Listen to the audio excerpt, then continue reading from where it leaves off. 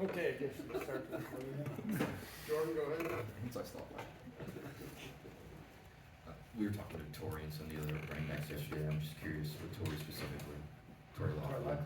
Just like what do you envision for him this year? You know, I think he's a guy that can help us in many different ways. He's a very versatile player. He's got a great attitude. You know, even today he started to show, after getting hurt last year and working through all that, started to show flashes of what he's capable of doing again. And,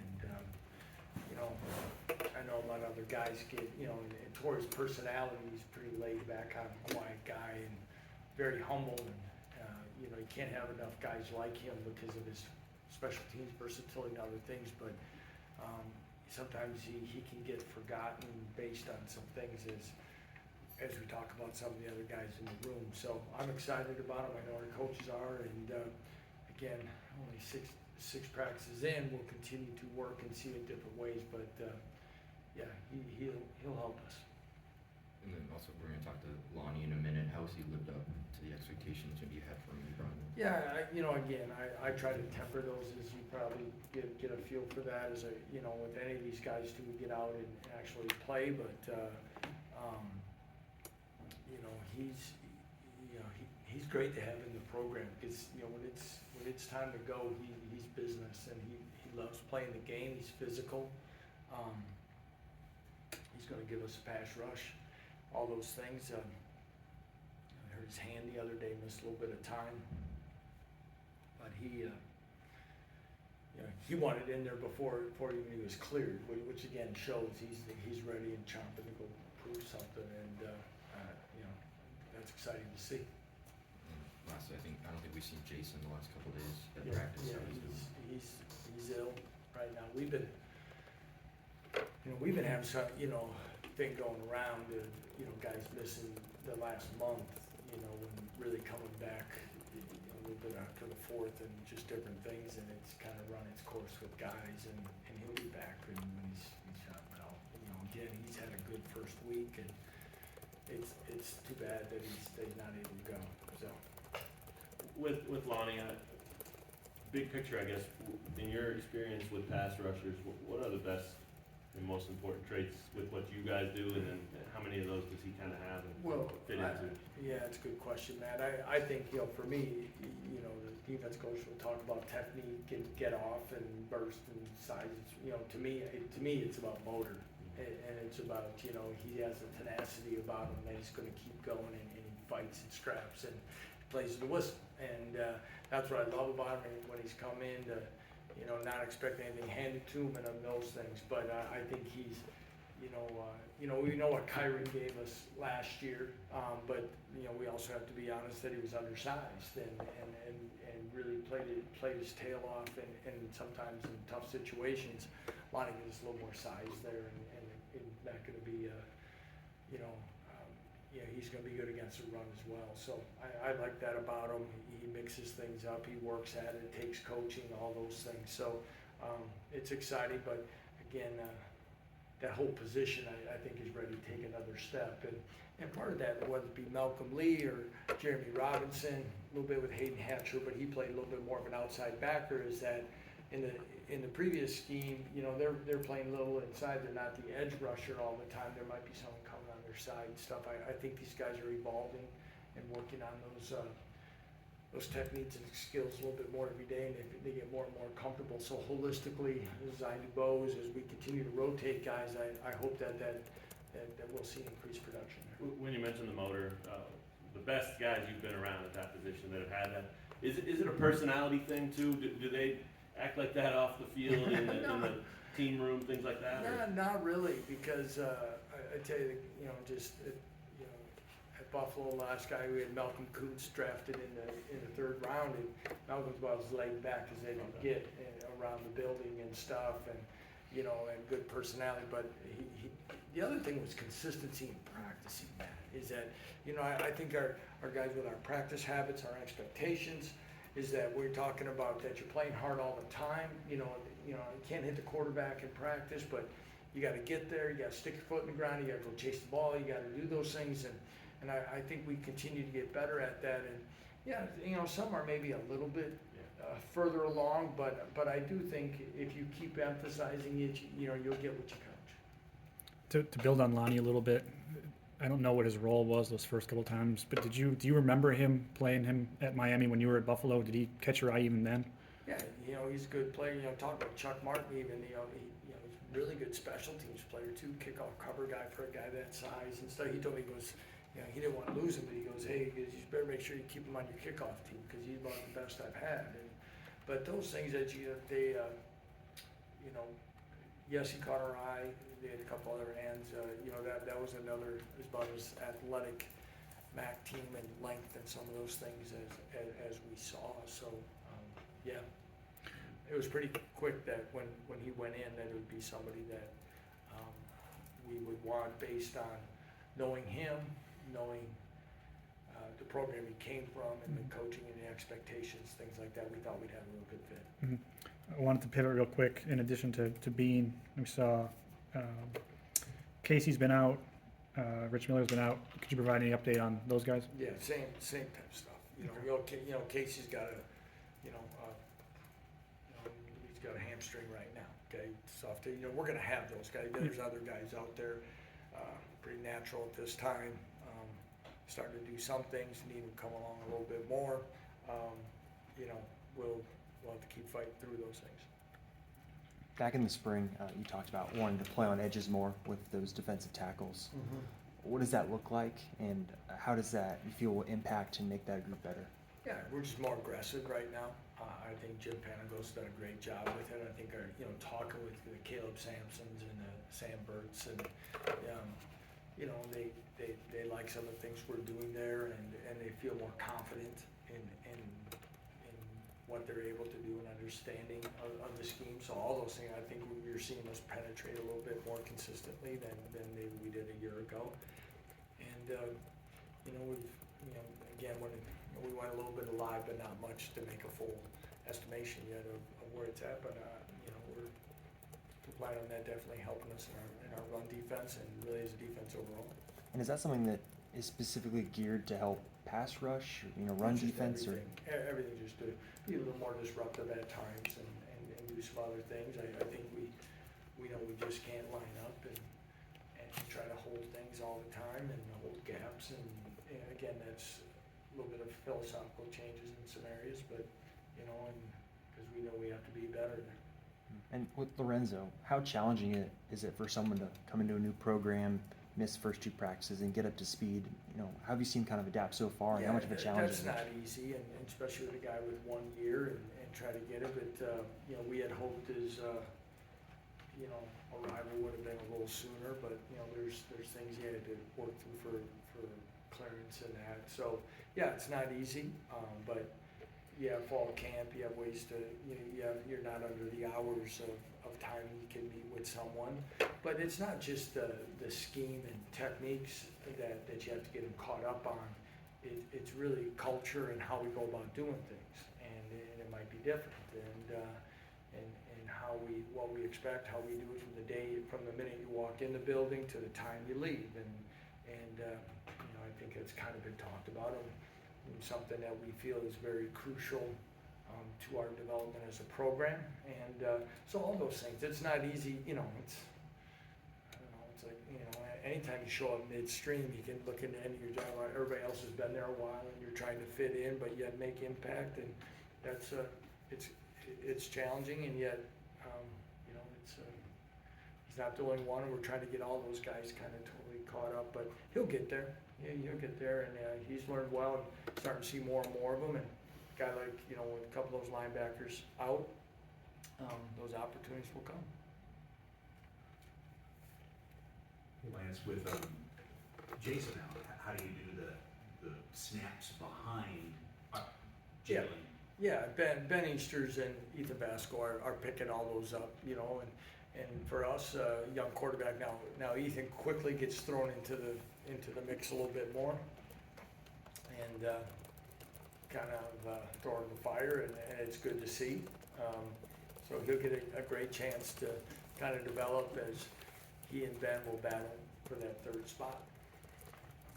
And you said with Casey out at tight end, I know there's several guys fighting, that's a pretty competitive group right now. How do you see the tight ends right now? John, I think the tight ends are a great example where I think our whole program is. They're a lot more comfortable in understanding.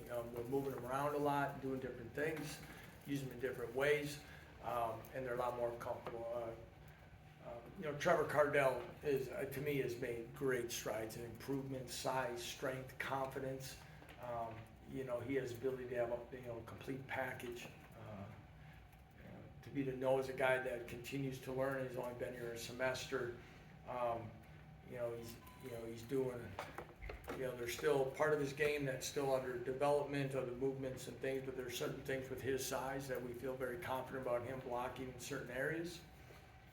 Will Huggins is a guy that really keeps battling through. He's injured most of last year, then had surgery late in the year, then kind of waiting to get him on track, and he's shown some flashes. He's shown flashes of, blocking. He's a big body, tallest guy in the room, and at the same time, he's made a few catches the other day and some short yardage stuff. So I'm excited. I'm not going to go through every guy, but I still think that the pieces are there.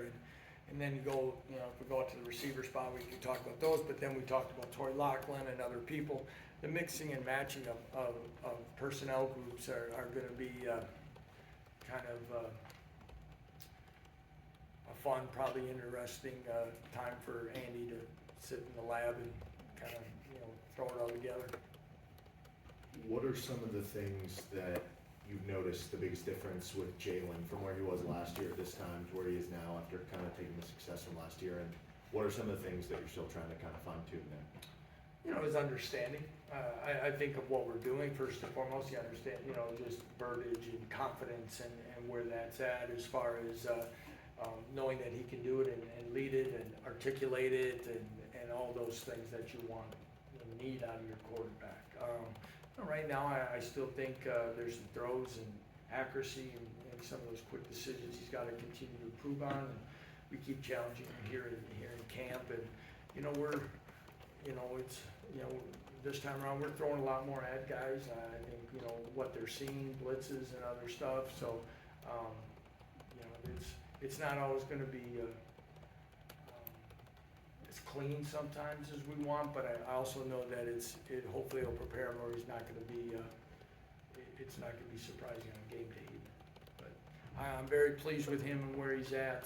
Like I was saying earlier, I'd probably say Jason's played as good as he has when he, up until missing now. But I think he's been. He put some of the best days together that he's had for us. So I'm very confident in those two guys. What were the conversations like in the spring with Lawrence Arnold about trying to convince him that this was the right place for him in his future? So it's like 6 practices in, and you guys worked that one. With Lawrence, when young men do things, there's just like any of us, we need to have communication. Okay, communication's important, and ideas, frustrations of understanding where things are what's happening around, and then having dialogue and whether it be with him or his mother, and she's very confident of what was happening here, the direction, not just on the field, but what's helping her son grow, and same thing with him. And sometimes, as we know, because make sure is like whether there's something on social media or whether it was ever officially in the portal are two different things. Mm-hmm. Okay, and sometimes as we try to do it, it doesn't always work. Is that we try to get people to pause before they hit the send button, and because nothing was really, because we're out there first, and but after some good conversations and really good conversations on both sides, and sometimes when as coaches, whether it be positionally, whether it be coordinators, whether it be the head coach, most importantly the head coach, that you get a chance to hear it from the player's point of view a little bit. Is perception reality or not, but how do you find the middle? And I think from that point on, we've been able to move positively in a very, very, really progressive way. And sometimes, there's, in today's world of portal and things, you're looking at friends leave, you're looking at friends and teammates, and, you know, sometimes that's part of the emotions, and, you know, we try to work through as best we can. I'll ask you this now and probably again in 3 weeks. I know you like when we do that, so, but. Testing my memory or what? Yeah, there you go. You had some, obviously, momentum toward the end of the season, and then clear ideas to carry that over, right? I'm sure you guys want that, your players want that. A big part of that is the fans, right? The support, attendance, things like that. How important is that to your guys? How do you coach them up to not worry about those things, or do you? And how can you keep that, I guess, from being a distraction, because it's part of the equation, right? Yeah, it is. I would say this, when it comes to the team, we've got to, the players need to worry about what they can control. And sometimes, you know, whether it be the individual or collectively as a position group, a unit, a football team, and that's go out and be the best version of yourself every day. Now, how do you impact that? Sometimes it's being, you know, whether it be helping out the community and doing those things, get people to embrace you.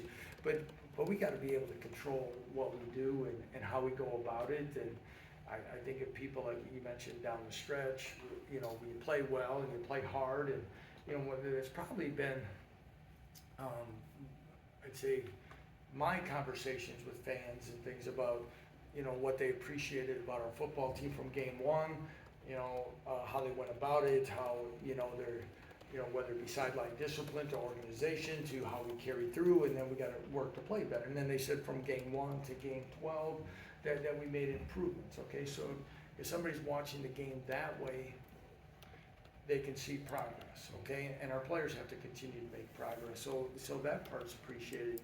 Now the other part is, as we go through everything else in college athletics today, everybody plays a part. Okay, and it's going to be impactful into everything that, you know, not just football, but our athletic department does, and how we move forward, and our fan base, and the passion, and where we go through, because we know that these are definitely different times, okay? And it's been different times since really about 13 months ago. And college athletics has changed drastically, and the impact in you know, and what is needed compared to what support used to be in different ways is more important now. It might be important, NIL, whether it be facilities, whether it be people in the stands. There's so many different ways that it is. But the great thing is, I think people are excited about whether it be this university, about our athletic department, or about football. They all are going to be important for the future of the University of Kansas. And if you're one of those or all three of those, hopefully people are going to come out and show that support our team. Do you get a sense that your guys carry that? I mean, is that part of it? I don't think so. Okay. I'm not too much yet. I you know, that's for me to worry about. Sure. I don't really think it needs to go much past me. Yeah. I don't even think it should go to our coaches. That's I've been hired to do a job and help direct something that now do I understand that? Do I understand its importance? And it goes, like I said before, I understand that it goes beyond the importance of just our football program and our athletic department. I don't know if everyone fully understands that yet, but it does. And that's what can make it really exciting and special. And yeah, does it keep me up at night? Sure. All right. Thanks, Coach. All right, thank you. Thanks, Thanks, Coach.